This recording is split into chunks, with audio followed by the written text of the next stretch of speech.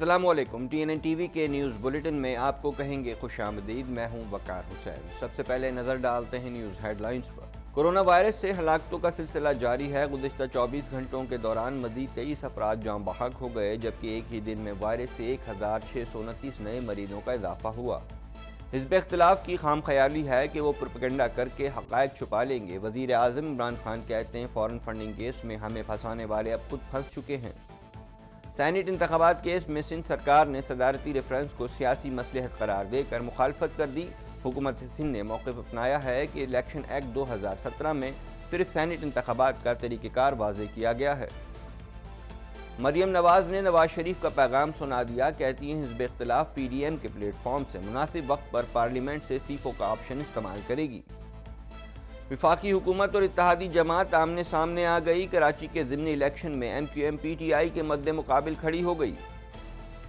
पंजाब का सूबाई दारुल खिलाफा लाहौर दुनिया के आलूदा तरीन शहरों में शुमार कर लिया गया। चीन का शहर शिनजियांग दूसरे नंबर पर आ गया। MCC ने बाउंसर्स पर मुकम्मल पाबंदी आयद करने के लिए सर जोड़ दिए। खिलाड़ियों को इंजरी से बचाने के लिए इंतहाई इक़दाम का जायज़ा लिया जाने लगा। कैनेडियन वज़ीर आज़म जस्टिन ट्रूडो और अमरीका के सदर के दरमियान टेलीफोनिक गुफ्तगू। ट्रूडो का पाइपलाइन मंसूबे को मंसूख करने के ऐलान पर मायूसी का इजहार। ओंटारियो में 1 लाख बच्चों की स्कूलों में वापसी। वज़ीर तालीम कहते हैं बच्चों की हिफाजत पहली तरजीह है। हिफाजती इक़दामात को यकीनी बनाया जाएगा। ओंटारियो में मुसलसल 7वें रोज़ कोरोना वायरस के 3000 से कम केसेस रिपोर्ट। वज़ीर आज़म का टोरंटो के लिए मोबाइल हेल्थ यूनिट भेजने का ऐलान। छोटे कारोबारों की जानिब से हुकूमती इमदाद के लिए 42,000 से ज़ायद दरख्वास्तें। कैनेडा भर में कोरोना के वार तेज़ी से जारी हैं। मरीजों की मजमूई तादाद 7,47,383 तक जा पहुँची हैं। हलाकतें 19,094 हो गईं। इराक में कायम अमरीकी फ़ौजी अड्डे और एयरपोर्ट पर रॉकेटों से हमला। फ़ौजी अड्डे के नज़दीक नामालूम मुकाम से 3 रॉकेट्स दागे गए। तीनों हमलों में कोई जानी नुकसान नहीं हुआ। पाकिस्तानी अमरीकन सायमा मोहसिन पहली मुस्लिम फेडरल प्रोसिक्यूटर मुकर्रर। पहली अमरीकन मुस्लिम खातून हैं जो अगले माह ये मनसब संभालेंगी। 2002 से अटॉर्नी ऑफिस में काम कर रही हैं। ट्रंप की जालिमाना इमिग्रेशन सोच को पलट देगा। जो बाइडन कहते हैं इमिग्रेशन से मुतालिक इस्लाहाती मंसूबे में मैक्सिको का अहम किरदार है। अमरीकी सदर की मैक्सिकन सदर से टेलीफोनिक गुफ्तगू। डेमोक्रेटिक रुकन कांग्रेस को कत्ल की धमकी देने वाला अमरीकी गिरफ्तार। 34 साल गैरेट मिलर के खिलाफ 5 इल्ज़ामात आयद किए गए। गैरेट मिलर ने ऑनलाइन तशद्दुद पर मबनी पोस्ट शेयर की है। संख्यांग के बारे में साबिक अमरीकी वज़ीर ख़ारजा का बयान शर्मंगेज़ है। शहरियों के साथ इम्तियाजी सलूक नहीं किया जा सकता।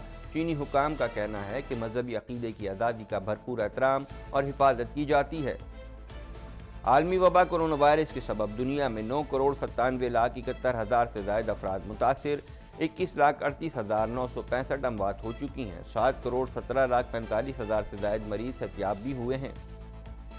बॉलीवुड अदाकारा सोनाक्षी सिन्हा ने अपना ख्वाब हकीकत बना लिया। उन्होंने बिलाखिर अपनी कमाई से घर खरीद लिया है, जिस पर वो बेहद खुश हैं। कहती हैं ये घर मेरा ख्वाब था और ये एक अच्छी सरमायाकारी भी है। शकीरा की म्यूज़िक वीडियो 200 मिलियन मरतबा देख ली गई। म्यूज़िक वीडियो की रिकॉर्ड मकबूलियत और पसंद किए जाने पर शकीरा ने खुशी का इजहार किया है। मद्दाहों का शुक्रिया भी अदा किया। हेडलाइंस आपने मुलाहिजा की और अब खबरें तफसील के साथ।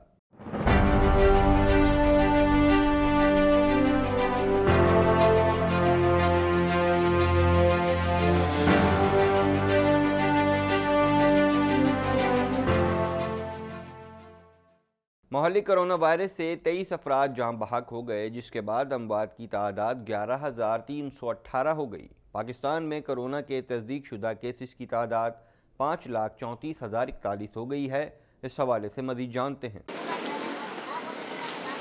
National command and operation centre के ताज़ा तरीन आदाद शुमार के मुताबिक गुज़िश्ता 24 घंटों के दौरान 1,629 नए केसेस रिपोर्ट हुए। पंजाब में 1,54,017, सिंध में 2,41,200, खैबर पख्तूनख्वा में 65,532, बलोचिस्तान में 18,750, गिलगित बल्तिस्तान में 4,902, इस्लामाबाद में 40,815, जबकि आज़ाद कश्मीर में 8,825 केसेस रिपोर्ट हुए। मुल्क भर में अब तक 76,80,242 अफराद के टेस्ट किए गए। गुज़िश्ता 24 घंटों के दौरान 36,607 नए टेस्ट किए गए। अब तक 4,88,903 मरीज सेहतयाब हो चुके हैं, जबकि 2,218 मरीजों की हालत तशवीशनाक है। पाकिस्तान में कोरोना से एक दिन में 23 अफराद जाबहक हुए, जिसके बाद वायरस से मरने वालों की तादाद 11,318 हो गई। पंजाब में 4,568, सिंध में 3,892, खैबर पख्तूनख्वा में 1,839, इस्लामाबाद में 468, बलोचिस्तान में 193, गिलगित बल्तिस्तान में 102 और आज़ाद कश्मीर में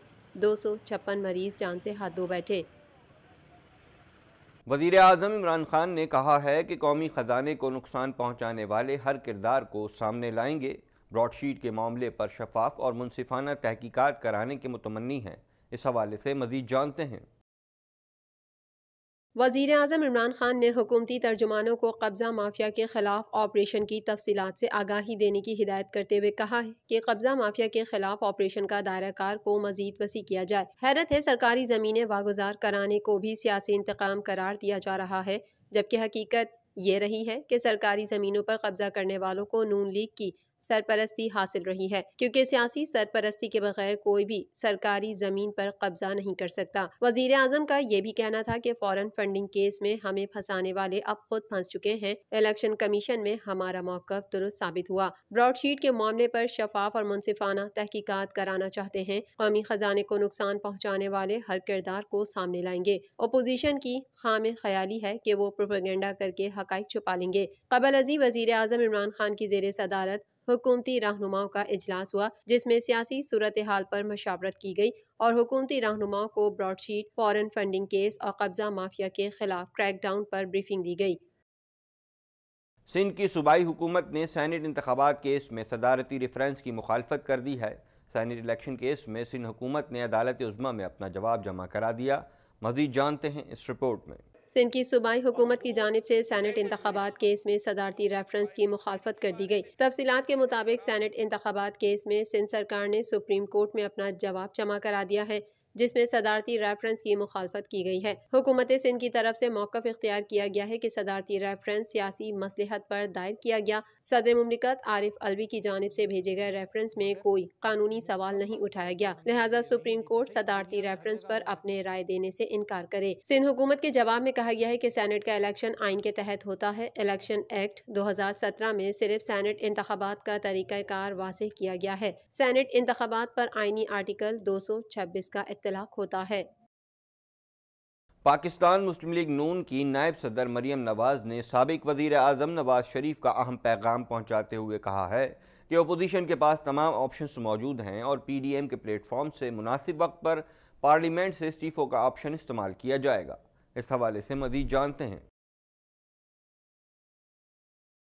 पाकिस्तान मुस्लिम लीग नून की नायब सदर मरियम नवाज ने साबिक वज़ीर आज़म नवाज शरीफ का अहम पैगाम पहुँचाते हुए कहा है कि अपोजिशन के पास तमाम ऑप्शंस मौजूद हैं और PDM के प्लेटफॉर्म से मुनासिब वक्त पर पार्लियामेंट से इस्तीफ़ों का ऑप्शन इस्तेमाल किया जाएगा। पाकिस्तान मुस्लिम लीग नून की पार्लिमानी पार्टी के इजलास में शिरकत के मौके पर मरियम नवाज ने इस्लामाबाद में ज़राए इब्लाग़ आमा के नुमाइंदों से गुफ्तगू करते हुए कहा कि मैं पार्लिमानी पार्टी के लिए मियाँ नवाज शरीफ का खास पैगाम लाई हूँ, जो ये है कि हुकूमत मुकम्मल नाकाम हो चुकी है। ओपोजिशन के पास तमाम ऑप्शंस मौजूद हैं। ओपोजिशन PDM के प्लेटफॉर्म से मुनासिब वक्त पर पार्लियामेंट से इस्तीफों का ऑप्शन इस्तेमाल करेगी। मरियम नवाज ने कहा कि हुकूमत हर महाज पर नाकाम हो चुकी है।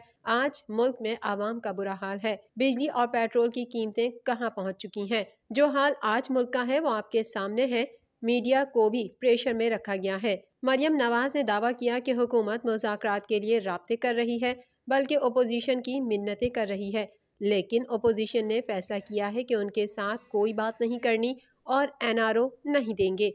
ओपोजिशन की ये मिन्नतें करने आए थे, लेकिन अब ओपोजिशन कोई ताउन नहीं करेगी। मुस्लिम लीग नून समेत किसी भी सियासी जमात के अरकान से जितने भी राब्ते करें, उन्हें कुछ हासिल नहीं होगा।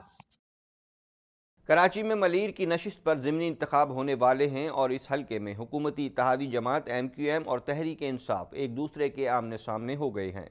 MQM ने PS 88 मलीर की नशिस्त पर PTI के मद्दे मुकाबिल इलेक्शन लड़ने का फैसला कर लिया है। मज़ीद जानते हैं इस रिपोर्ट में। हुक्मरान जमात पीटीआई की इत्तेहादी एमक्यूएम ने मलीर के हल्का PS 88 के ज़िमनी इलेक्शन में अपना उम्मीदवार दस्तबरदार कराने से इनकार कर दिया। PS 88 मलीर की निशिस्त पर ज़िमनी इलेक्शन के लिए पोलिंग 16 फरवरी को होगी। कराची में जिला मलीर की निशिस्त पर ज़िमनी इंतखाब में हुकूमती इत्तेहादी जमात एमक्यूएम और तहरीक इंसाफ एक दूसरे के आमने सामने हो गए हैं, क्योंकि एमक्यूएम ने PS 88 मलीर की निशिस्त पर पीटीआई के मद्दे मुकाबिल इलेक्शन लड़ने का फैसला किया है और एमक्यूएम मलीर ज़िमनी इलेक्शन में अपनी इंतखाबी मुहिम का आगाज कर दिया है। पीटीआई ने एमक्यूएम से मलीर के ज़िमनी इंतखाबात में अपने उम्मीदवार को दस्तबरदार कराने की दरख्वास्त की थी, ताहम एमक्यूएम ने ज़िमनी इलेक्शन में अपना उम्मीदवार दस्तबरदार कराने से इनकार करते हुए मौक़िफ़ पेश किया है कि हमारा इत्तेहाद मरकज़ में है, उम्मीदवार दस्तबरदार नहीं कराएंगे। और पीटीआई ने भी हमारे मद्दे मुकाबिल कराची ज़िमनी इलेक्शन में उम्मीदवार खड़ा किया था। ख्याल रहे कि PS 88 मलीर की निशिस्त पर ज़िमनी इलेक्शन के लिए पोलिंग 16 फरवरी को होगी और इस निशिस्त पर पीपल्स पार्टी के मोहम्मद यूसुफ, एमक्यूएम के साजिद अहमद और पीटीआई के जान शेर जुनेजो उम्मीदवार हैं। ताहम इस हल्के में पीटीआई एमक्यूएम के अलग अलग उम्मीदवारों से पीपल्स पार्टी की पोजीशन मुस्तहकम है। दुनिया के आलूदा तरीन शहरों में लाहौर पहले नंबर पर आ गया, जबकि दर्जा बंदी के मुताबिक पड़ोसी मुल्क चीन का शहर शिनजांग दूसरे नंबर पर शुमार किया गया। कराची का दर्जा 90 नंबर पर रहा। इस हवाले से मज़ीद जानते हैं। सूबाई दारुल हुकूमत लाहौर दुनिया के आलूदा तरीन शहरों में पहले नंबर पर आ गया। एयर क्वालिटी इंडेक्स के मुताबिक कराची सुबह 10 बजे दुनिया के आलूदा तरीन शहरों में 90 नंबर पर रहा, जबकि आलूदा ज़र्रात की मिकदार 177 पार्टिकुलेट मीटर्स रिकॉर्ड की गई। दुनिया के आलूदा शहरों में लाहौर पहले नंबर पर रहा और पड़ोसी मुल्क चीन का शहर शेनयांग दूसरे नंबर पर मौजूद रहा, जबकि दर्जाबंदी के मुताबिक 151 से 200 दर्जे तक आलूदगी मुज़र सेहत है। एयर क्वालिटी इंडेक्स के मुताबिक 201 से 300 दर्जे तक आलूदगी इंतहाई मुज़र सेहत होती है, जबकि 301 से ज़ायद दर्जा ख़तरनाक आलूदगी को ज़ाहिर करता है। मैरीलिबॉन क्रिकेट क्लब MCC की जानिब से फास्ट बॉलर से अहम हथियार छीनने की तैयारी शुरू कर दी गई है। बाउंसर्स पर पाबंदी आयद करें या नहीं, खिलाड़ियों को इंजरी से बचाने के लिए इंतहाई इक़दाम का जायज़ा लिया जाने लगा है। मज़ीद जानते हैं इस रिपोर्ट में। क्रिकेट हुक्काम को दौरान मैचेस इंजरीज का शिकार होने पर क्रिकेटर्स की जानिब से कानूनी चाराजोई का खदशा सताने लगा। इस खदशे के पेश नज़र फास्ट बॉलर से एक और अहम हथियार छीनने की तैयारियां शुरू हो गई हैं। खेल के क़वाइद व ज़वाबित का तयन करने वाले मैरीलिबॉन क्रिकेट क्लब ने बाउंसर्स पर ही मुकम्मल पाबंदी आयद किए जाने के लिए मशावरत शुरू कर दी। ये जायज़ा ऐसे वक्त में शुरू किया जा रहा है जब फुटबॉल और रग्बी को सर पर चोट से याददाश्त मुतासिर होने वाले खिलाड़ियों की जानिब से मिलियन पाउंड हर जाने के केसेस का सामना है। क्रिकेट में हालिया कुछ अरसे में प्लेयर्स को सर की चोट से बचाने के लिए बहुत से इकदाम उठाए गए हैं। मजबूत हेलमेट तैयार की गई है। सर पर चोट की वजह से फौरी तौर पर मुआयने और डॉक्टर्स की हिदायत के मुताबिक मुतासिरा खिलाड़ी को खेल जारी रखने की इजाजत देने का फैसला किया जाता है। जब तक सर पर चोट के असरात रहते हैं, प्लेयर की मैदान में वापसी नहीं होती। क्रिकेट में तमाम प्रोफेशनल लेवल पर सर पर चोट के मुतबादिल प्लेयर को मैदान में उतारने का कानून नाफिज और उस पर अमल दरामद भी हो रहा है। इसके बावजूद क्रिकेट हुक्काम को शॉर्ट बॉल्स की वजह से बैट्समैनों के इंजर्ड होने का खदशा सताता रहा है।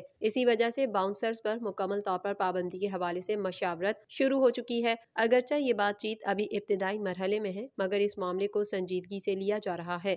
बाउंसर्स फास्ट बॉलर्स का अहम हथियार है। इस पर पाबंदी से उनकी अहमियत मजीद कम हो सकती है। इस वजह से हुक्काम के लिए इस बारे में कोई भी फैसला आसान नहीं होगा। मजीद खबरें भी बुलेटिन का हिस्सा बनाएंगे, मगर इस ब्रेक के बाद।